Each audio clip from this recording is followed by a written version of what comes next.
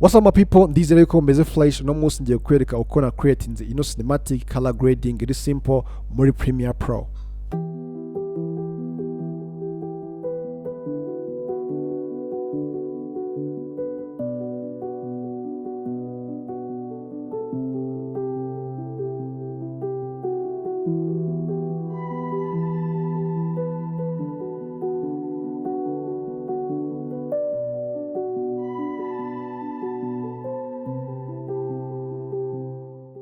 Okay, so now reka dusimbukire muri software turebe uko bayikora muri Premiere Pro. Guys, niba uri mushyashya kuri color grading ino video ni yawe, so ndagira ngo dutangirane rero mbereke uko nakoze this final look.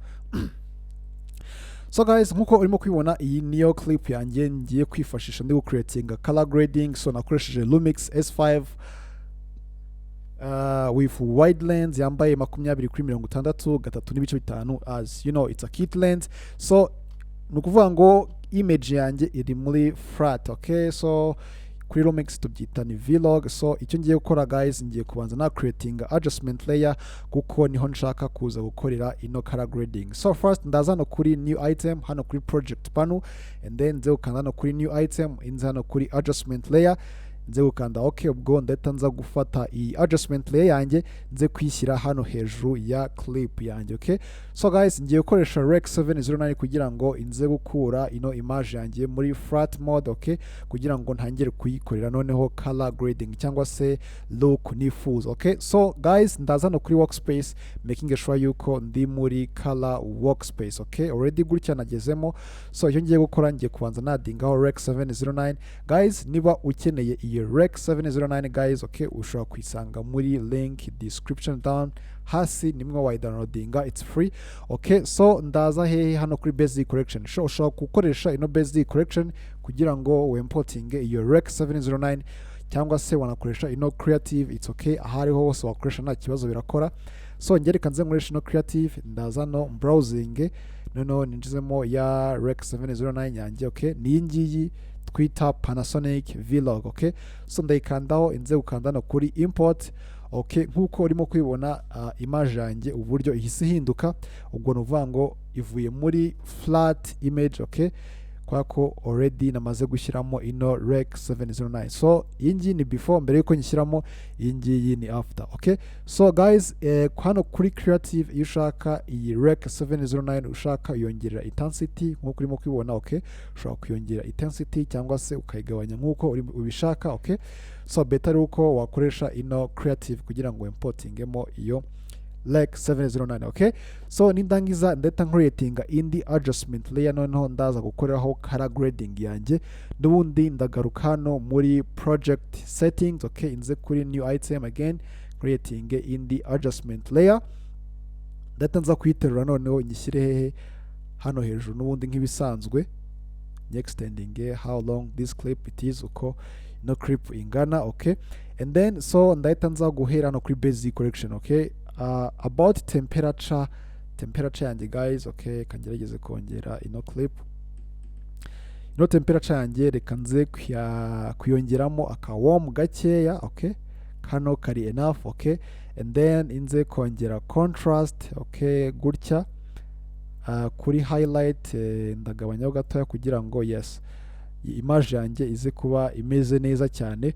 And then so ndeta mfunga ino basic correction, inze hano kuri curve. Okay, ino curve urabona ko ngiye gukoresha ino RGB curve. Okay, so hano kuri umurongo kuri curve guys, nabwiye yuko hano tadufite shadow kadomo ko hasi, tukagira midtone hano hagati, tukagira highlight hano, and then hano hejuru tukagira white, hano hasi tukagira black. Okay, so ndaza hano hagati ya midtone na shadow na dinga akadomo. Okay, noneho inza no kuri shadow, noneho inze kumanura gutya kugira ngo ndashaka nyine shadow zibe ibiri strong. Okay, urabona ko iyo ndi kuyimanura yes ubona shadow kabisa imeze fresh. Okay, and then ndeta nza hano kuri red, nuvuga ngo nakoreraga hano kuri white, noneho ngiye kuza hano kuri red, inze kwadinga akadomo hano kuri midtone. Okay, noneho inze kuzamura just akantu gatoya cyane, ubwo nshaka kwihereza look yanjye ndi gushaka. Okay, even hano kuri green naho inze kwadingaho midtone akadomo hano kuri midtone, noneho inze naho kuzamura kandi gakeya guys gutya kugira ngo nze kuba mfite yes look imeze gutya iri cinematic. Okay, so this is before and then this is after. So and then leta nze hano kuri the settings ya who versus who versus saturation the who versus luma. Okay, so ahangaha kuri who versus sat. Okay, mvango iyo nshaka kongera saturation y'ibara runaka nshaka, for example ndaza hehe reka nze gufata ino green, ubona ko guys gutya nyongerera saturation ahangaha yes kuri ibi byatsi it's okay. And then inze hehe na hano kuri blue guys, hano haba harimo blue kuri imyenda baba bambaye. Okay, icyo ushaka ndaza nongere saturation yayo. Okay, and then ubwo hano ndi kuri who versus sat, so ndatanza gusimbukira hano kuri who versus luma, noneho inze guchanginga color yes uko mbyifuza. So hano guys ndaza kwadingaho point hano kuri blue, hano kuri vintage yes, and then hano kuri red, hano kuri yellow yes, hano kuri green, hano kuri blue guys. ni uburyo bwiza bwo kugira ngo useparating amabara uko ubyifuza. Okay, so ndamutse nje hano muri blue nkahindura. Okay, urabona hano ku myenda guys yes hari igihindutse, even niba nshaka guhindura guys nk'ibi byatsi still urabona ko biri mixed with yellow n'umuhondo uvanzemo, nshobora kuzamura gutya, ubona ko yes birimo guhinduka, ariko ndagumishamo n'ubundi yes ya yellow kugira ngo yes niyo look yanjye ndimo gushaka, kugira ngo yes bize kuba bifite look yes imeze neza. Okay, so yes ndaberekera ngaha gutya. And then kuri who versus luma no kugira ngo couleur yanjye ibe iri thick. Okay, iri strong. Okay, except dukuyemo ino skin tone yes ndaza kuyifunga ino skin tone. Okay, and then ahandi hose na manura in this way kugira ngo nze ko mfite yes color grading iri thick. Okay, yo ahangaha birasa neza cyane. And then so ndeta nza gufunga ino curve,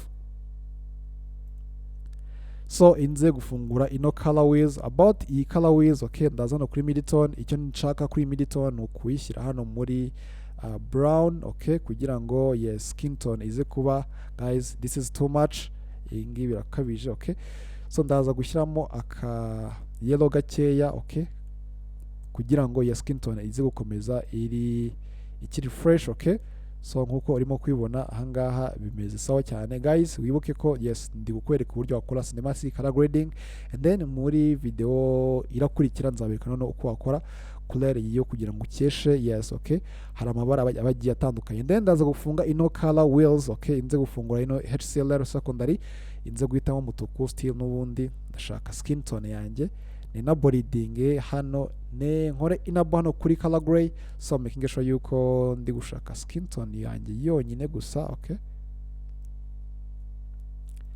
skin tone yonyine. Okay,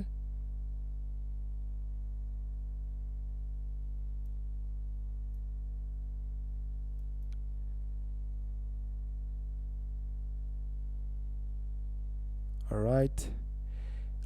Gutya skin tone already namaze kuyiselectinga, so inze kongera hano kuri blur na denoiser. Okay, kugira ngo yes mbe mfite smooth edges hano ho skin tone itandukanye n'andi mabara, noneho inze gufunga ino color gray. So ahangaha ndaza kongera skin tone yanjye urumuri kugira ngo yes ama skin zawo zibe zikeye, and then hano inze kwadingaho yes akabara gakeya kugira ngo bize kuba bisa neza. Okay, gutya. And then ahangaha guys kuri skin tone yo ushaka iyo byabaye saturated. Okay, hano kuri saturation uraza ukongera cyangwa se ukagabanya.